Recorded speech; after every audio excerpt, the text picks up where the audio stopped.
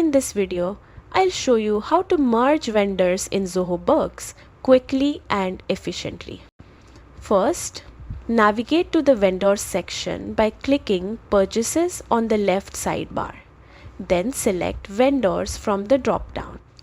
Here you'll see a list of all your vendors.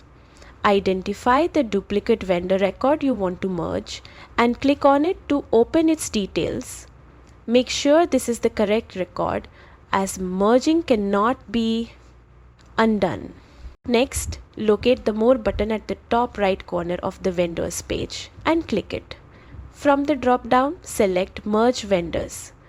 A dialog box will appear prompting you to select the master vendor. This is the main record you want to keep, while the duplicates details will be consolidated into it. After selecting the master vendor, click Continue. Review all the details carefully, then click Confirm to complete the merge. Zoho Books will combine the information from the duplicate into your master vendor, removing any redundant entries and keeping your vendor list clean and organized. And that's it. Merging vendors in Zoho Books helps you maintain an efficient, clutter-free database while keeping all your purchasing history intact.